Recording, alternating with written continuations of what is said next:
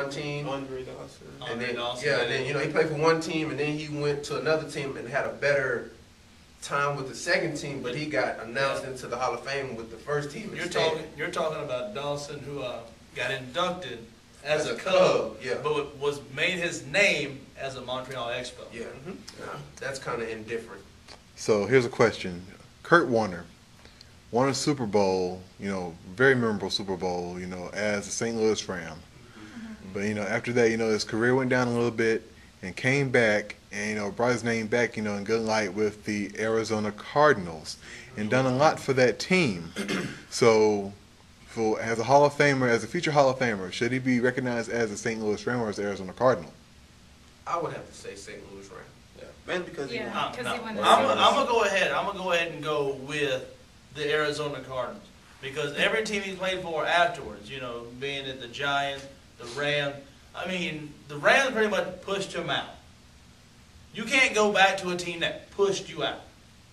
That's one thing. I don't like people that go back to a team that pushed them out and they go back and say, I want to retire as is. That's not right to me. Nomar got traded because he had asked for a trade out of Boston, because his contract was expiring and he thought he was going to be able to go back. So when he got traded to the Cubs, that year, in 04, I saw as a way he was going to go back to Boston probably in 05. But no, he signed a 2-year deal with the Cubs. The Cubs traded him to the A's, who traded him to the Dodgers, who then now, is back with the Red Sox now, as a retired player. Now, it's, Kurt Warner, on one hand, he was pushed out of St. Louis because basically Bolger stepped in and did a good job. Went to New York. Everybody thought he was going to revive his career in New York. Got tossed out because of Eli Manning. So, now you settled in with the Arizona Cardinals as a backup quarterback. Started becoming a starter when, Liner couldn't cut it.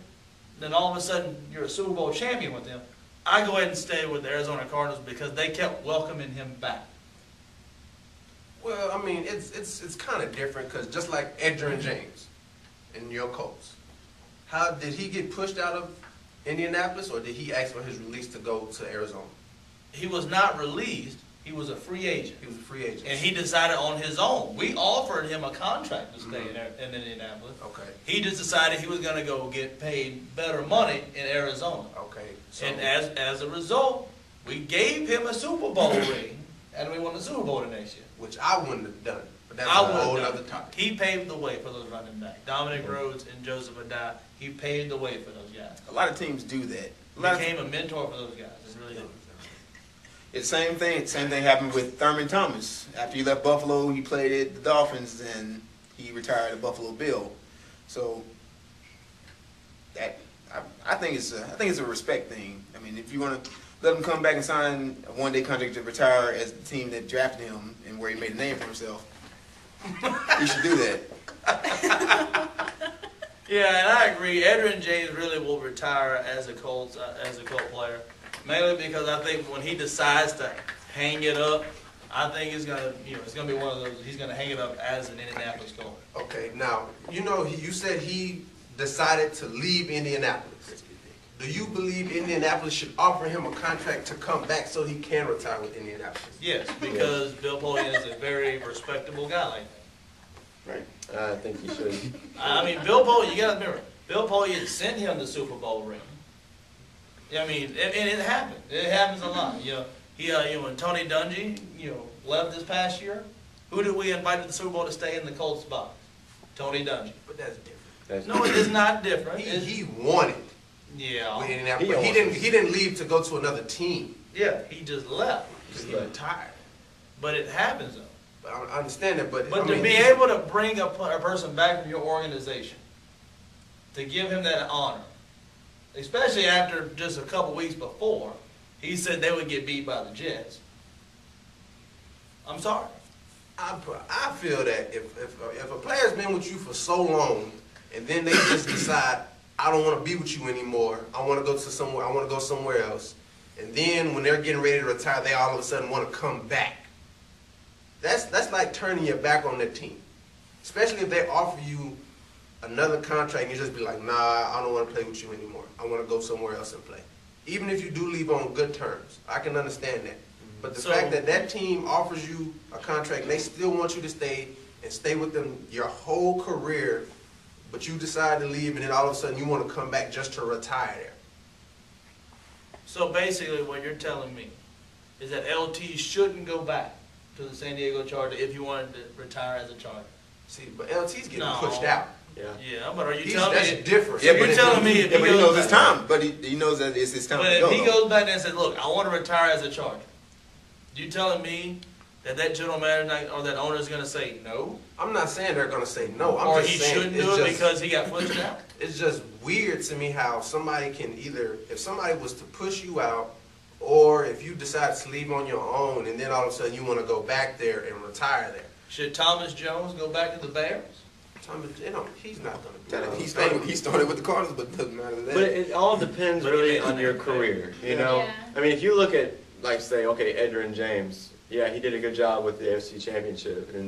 But, you know, you have a guy like Kurt Warner, though. The guy went to the Super Bowl. He has an MVP.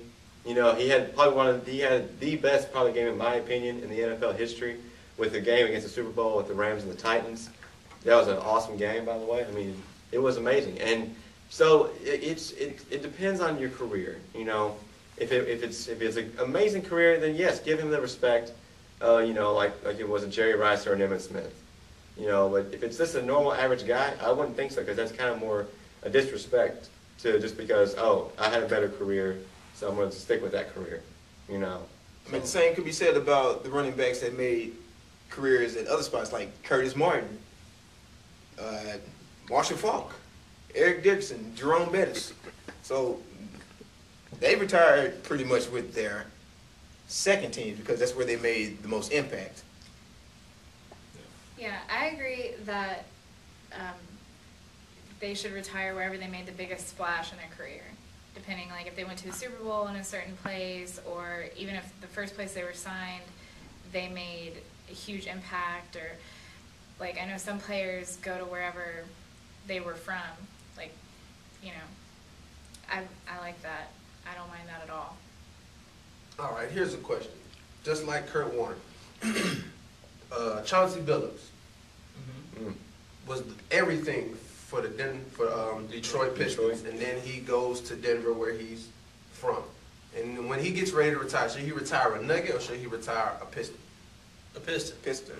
Piston, why, if he made so much hoopla and brought so much to the city of Denver when he first came there, as just like Kurt Warner did when he went to Arizona? Well, Joe Dumars, I mean, in that year, that season, but the season before, they lost in you know, Eastern Conference Finals to, you know, the Cleveland Cavaliers that year. He said to them, he says, guys, this team will not look the same next year. First person to say, hey, look, if you need me to leave, go ahead and, you know, trade me, was Chauncey Billups. He said, if you want to bring in somebody else to, you know, to revamp the team, because I want nothing but success for the Detroit Pistons, and that means includes me leaving, then trade me. So yes, I agree. He decided his own fate. When Joe Dumars said, hey, look, I want to trade you for Allen Iverson, and Chauncey said, okay. There's nothing wrong with that. I do not mind Chauncey Billups going back to Detroit for one day. Do you feel that that's a slap in the face to revamp a team and then you go get Iverson, who's pretty much on the downside of his career? Yeah. But seeing as our host is telling us to wrap it up and then he's going to tell us to break, it looks like we have to cut this segment.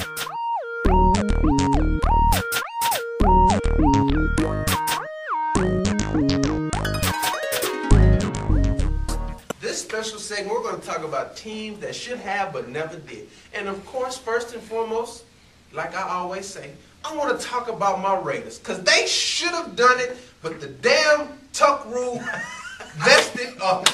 Yes, it did. And that started the franchise that we all know as the New England Patriots.